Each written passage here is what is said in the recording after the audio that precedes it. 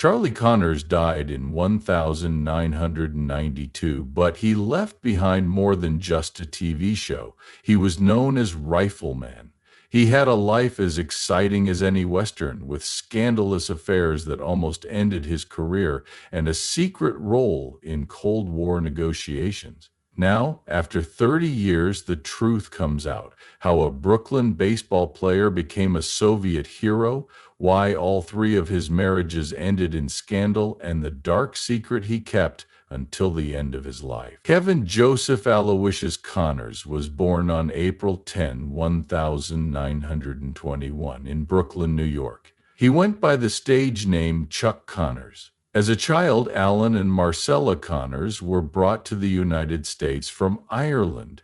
They worked hard to support their family during the Great Depression. His dad was a longshoreman and his mom did odd jobs to make ends meet. Life wasn't always easy, but Chuck learned how important it is to work hard. Chuck grew up in a working-class area and went to the Bay Ridge Boys Club a lot to play sports. He really liked baseball and hoped to play for the Brooklyn Dodgers one day. Chuck's life changed a lot when he was 14. Scouts saw how good he was at sports and offered him a spot on the athletic team at Adelphi Academy, a private high school in Brooklyn. He seized this big chance, and he did well with it. He did very well in many sports at Adelphi, including football, baseball, basketball, and even track. As a baseball player, Chuck was great at first base. In 1939, he was named one of the best high school players in Brooklyn. Chuck had more than 25 colleges give him athletic scholarships after he graduated from high school. The college he picked was Seton Hall in New Jersey, and he played baseball and basketball there. He was a backup center for the basketball team and helped them win with his height and defense, but baseball was where he really stood out.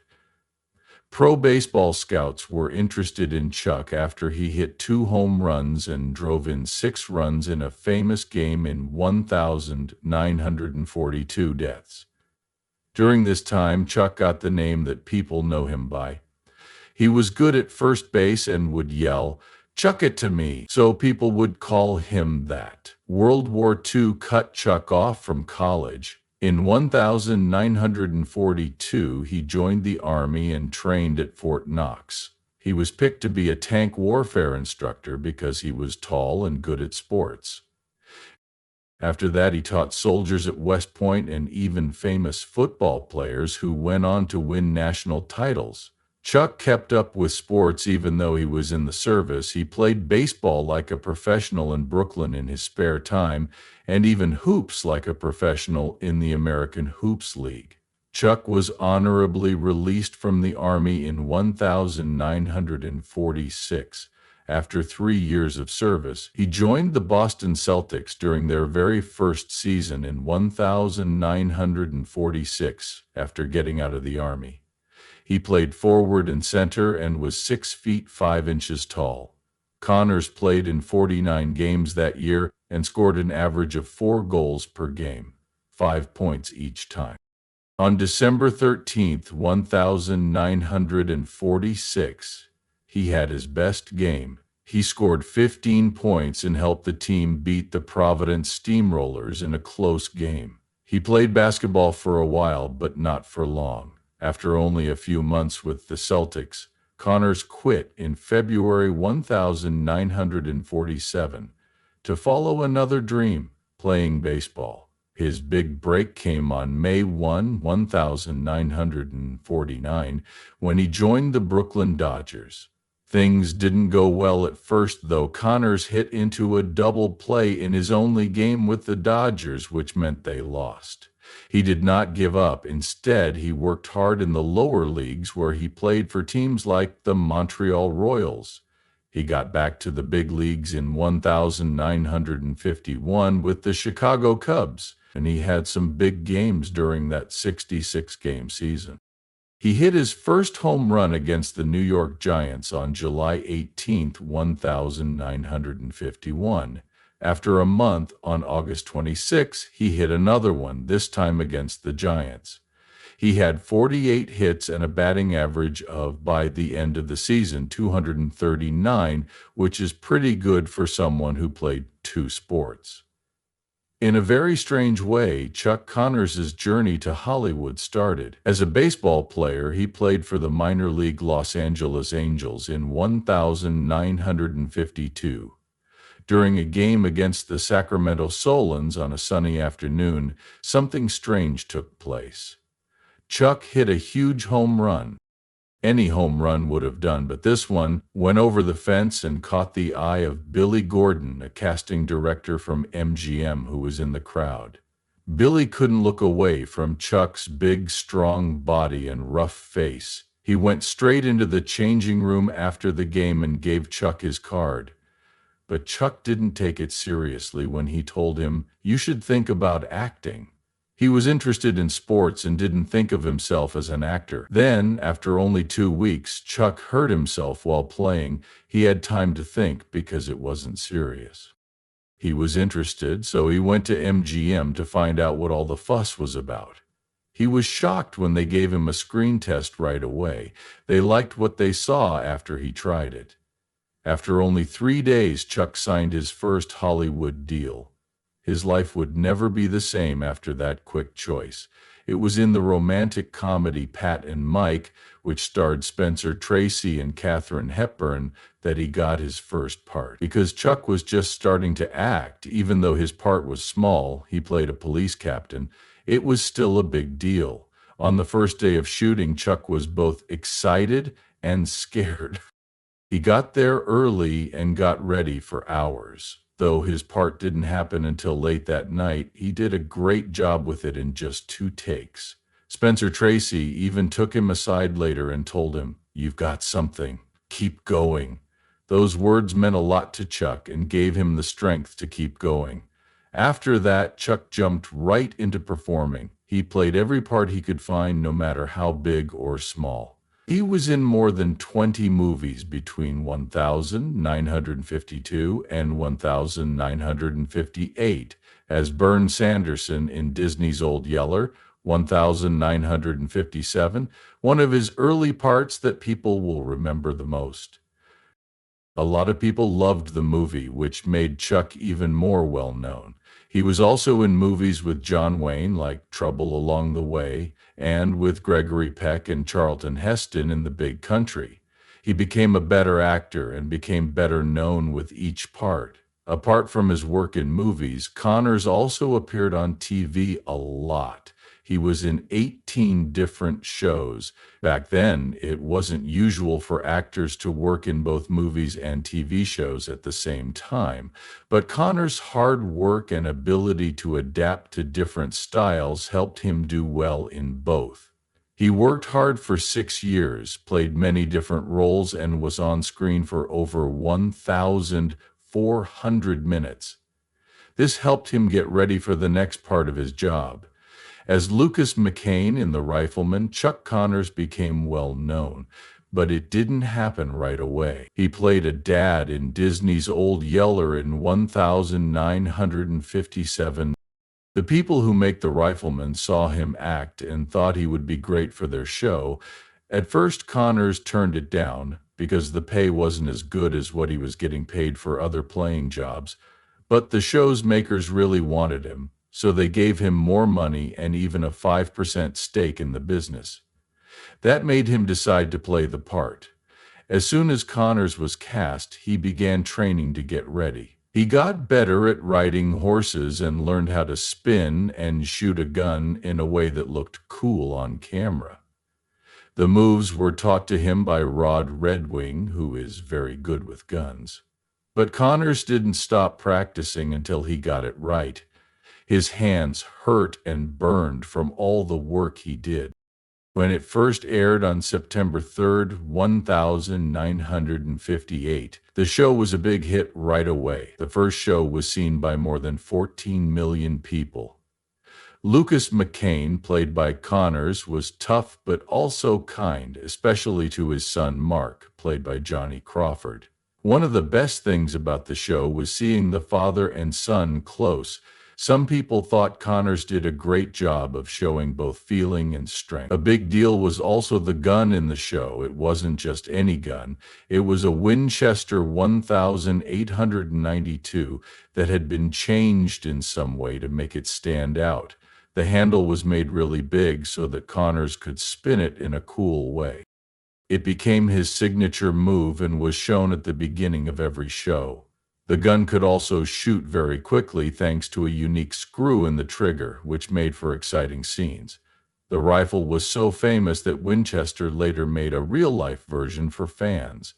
McCain could easily beat a group of bad guys with it in seconds, but there was more to the show than just war. The Rifleman was different because it was about family. Lucas McCain was a dad in the Old West who had lost his wife and was raising his son by himself. At that time, most TV homes showed both parents, which wasn't the case here. The show talked a lot about how hard it was for Lucas to be a father and a guardian. In one episode, he had a hard time letting Mark speak in court because he was afraid for the safety of his son. In another, Lucas had to keep his temper in check while showing Mark how to handle his feelings.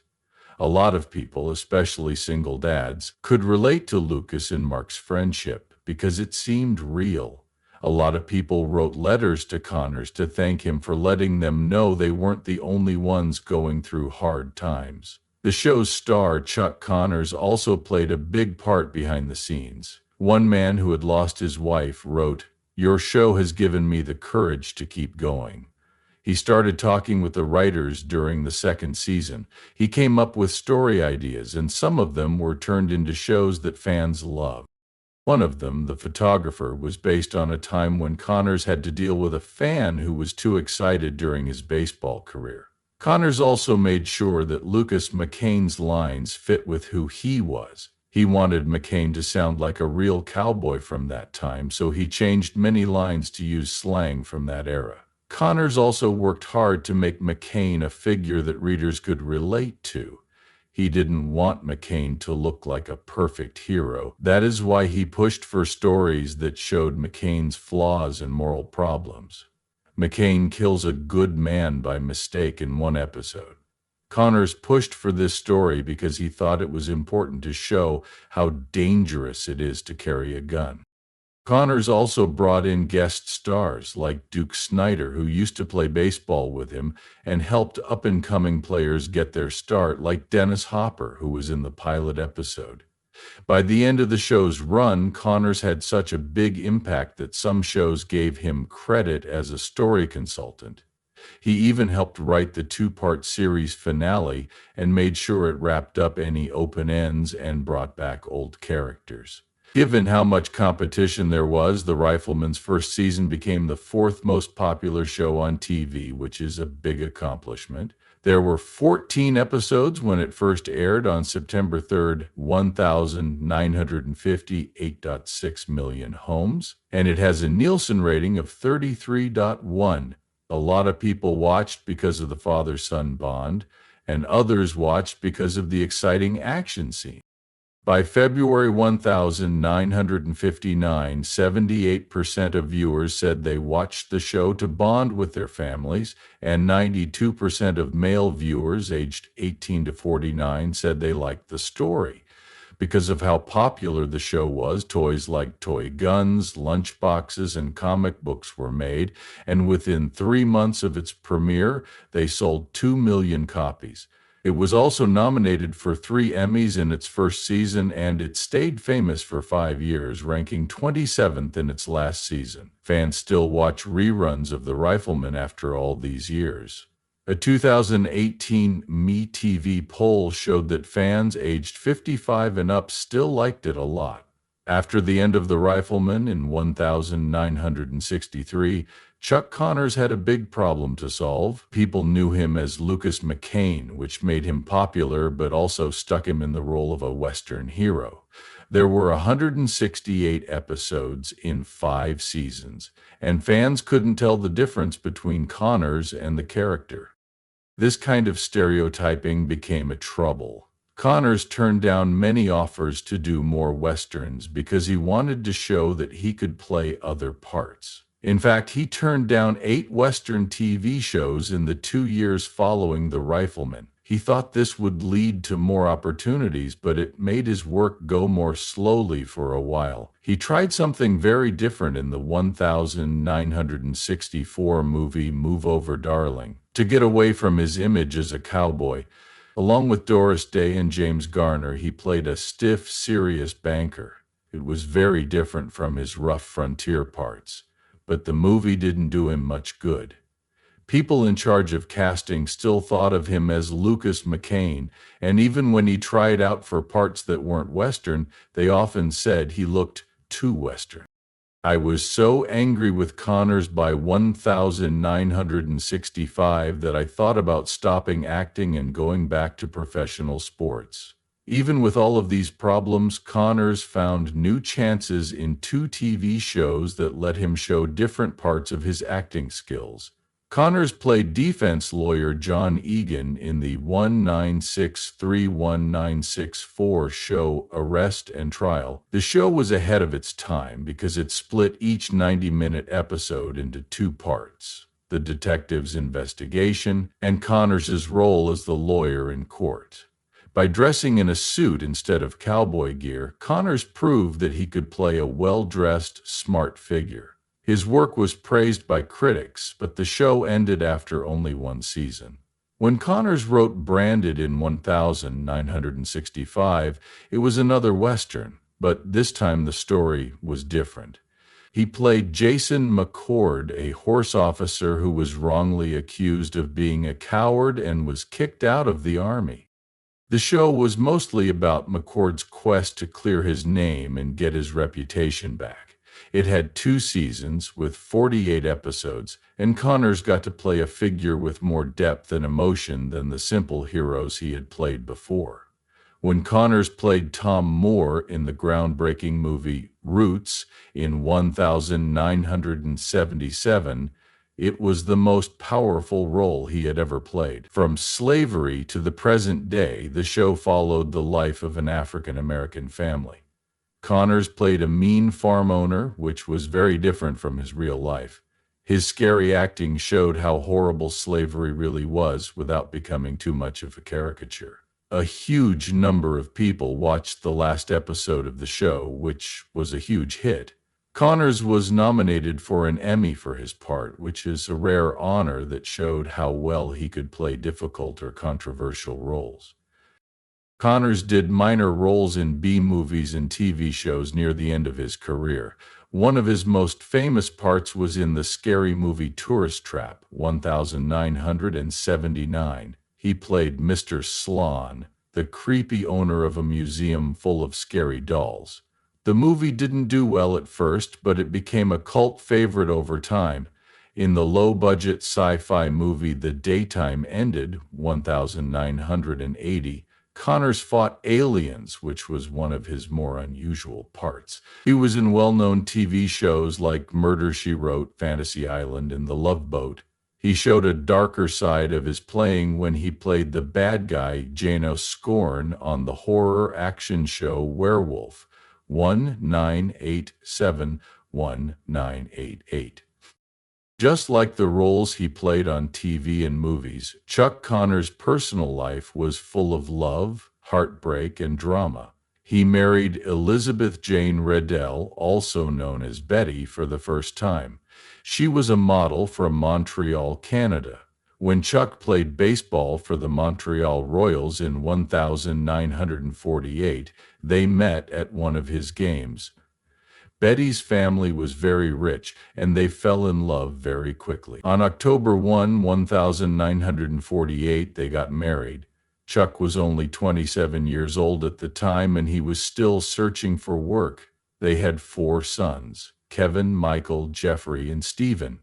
Things looked good at first, but when Chuck's playing career took off, especially after he got the Rifleman role in 1958, things began to go wrong. He worked and filmed for long amounts of time, and rumors started to spread that he was cheating on his wife. Behind the scenes, things were getting worse between them in 1961.15. Found out he was seeing an actress on one of his film sets. That was the last straw for her. That was in 1962, after she filed for divorce. Even though they were nice to each other in public, it turned out that Betty had threatened to tell everyone about his affairs if Chuck didn't agree to her terms for the divorce. Chuck's second marriage was to Kamala Devi, an actress he met on the set of Geronimo. They got married in 1963. Kamala was born in Mumbai, India. Her mixed Indian and British background made her marriage stand out in Hollywood at a time when relationships between people of different races were still uncommon. They were in a lot of movies and TV shows together, like Branded and Cowboy in Africa. Fans liked how close they were off-screen as well. They had some rough times together, though, but Chuck didn't want to try more complex parts because he thought his tough cowboy image was what made him popular. Their different goals made things tense.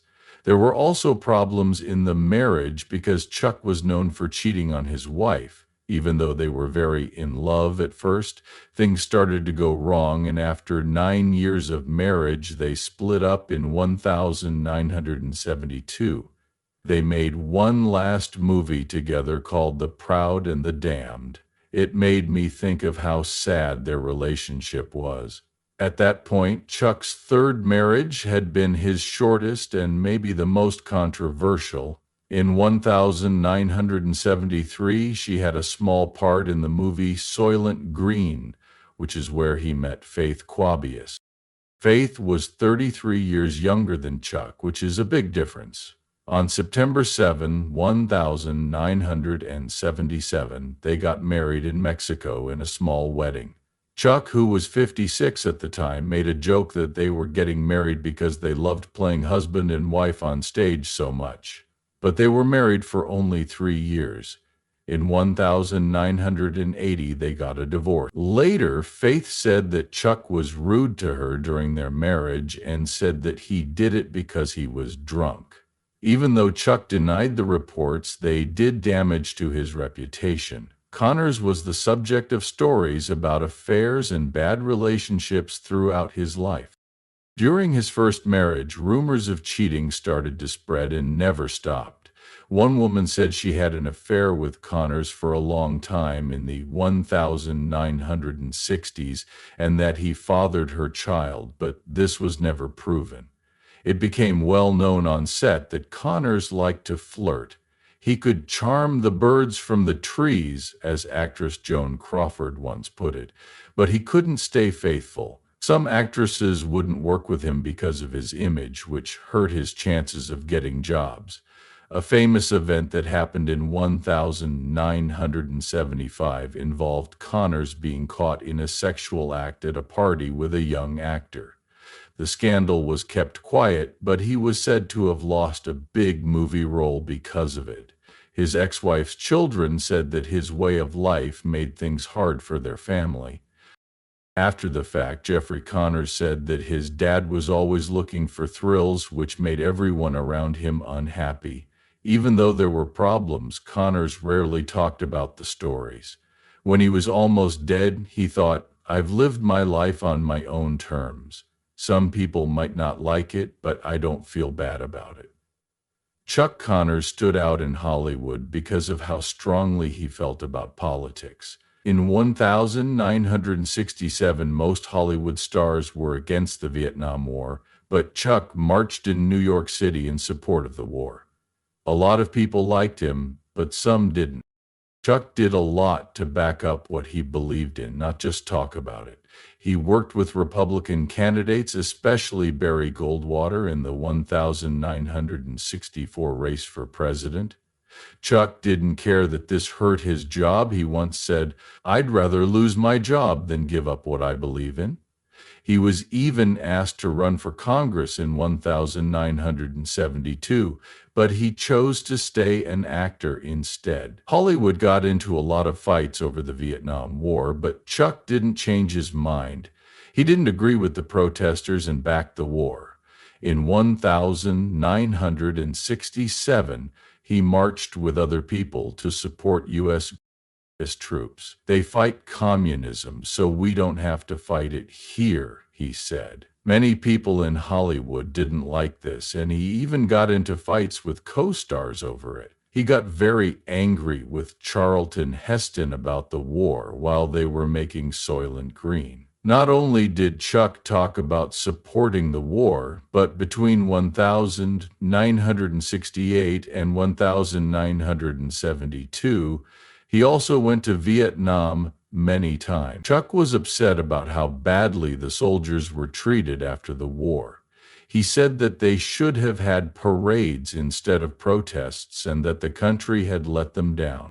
The fact that the Soviet Union loved Chuck's show, The Rifleman, was one of the most surprising things about his life. In the 1960s and 1970s, when things were bad between the U.S. and the Soviet Union were good, and The Rifleman was one of the few American shows that could be shown on Soviet TV, fans loved his character, Lucas McCain, because he was a good dad and stood up for what was right. The show was seen by about 250 million Soviets by 1973. Even the boss of the Soviet Union, Leonid Brezhnev, was a big fan. Brezhnev went to Washington, D.C. in 1964. He asked to meet Chuck Connors in 1973. This meeting turned into a great thing. In the fall of that year, Brezhnev asked Chuck to come to Moscow. There was a lot of attention on Chuck for 2 weeks. He met Brezhnev at the Kremlin, and the two of them played with guns that Chuck had given him earlier. Friends of Chuck's went to a special showing of The Rifleman and begged him to sign their copies. Chuck made a short called Peace and Friendship on this trip. It was shown to millions of people in the Soviet Union on TV. In the documentary, Chuck met regular Soviet people and talked about how the U.S. and the USSR could get along. Connors had one last important job a year before he died. His first role was in a TV movie with Kenny Rogers on November 3, 1991. It was called The Gambler Returns, The Luck of the Draw. It was a short scene, but Connors played his most famous role, Lucas McCain from The Rifleman. He wore a classic outfit by McCain and held the famous Winchester gun. McCain invites the gambler to a shooting match in this scene. The short scene made me think of Connors' most beloved part, even though it was only 90 seconds long. Fans were very happy to see him play McCain one last time. It was an even more special moment because Johnny Crawford was in the movie and played his son Mark in The Rifleman. Their short but touching scene together made people who have loved them for a long time very happy. The movie did well at the box office and was a great way for Connors to say goodbye to her most famous part. They told him he had lung cancer when he was 71 years old in 1992. He probably did this because he smoked up to 3 packs of smokes every day. Fans were shocked because they had always thought Connors was healthy and strong. At first, he didn't tell many people he was sick and kept going out in public. But by October 1992, he was much worse. He was taken to Cedars-Sinai Medical Center in Los Angeles on October 28, 1992, because he had asthma, which made things even worse. Doctors did everything they could for 13 days while he stayed there and fought the illness. Connors died on November 10, 1992, which was very sad. Lung cancer killed them, and asthma was a big part of that. A lot of people were sad about his death, and co-stars, sports, and fans who loved him wrote tributes. Connors made a strong mark on the world. His show, The Rifleman, is still loved by fans and is still shown on TV. It influenced how single dads were shown on TV and gave other Westerns ideas. It was also Connors who made history in sports. In 1946, he was one of only 13 people to play in both Major League Baseball, MLB, and the National Basketball Association, NBA. During a game for the Boston Celtics, he broke a backboard and was the first player to ever do so.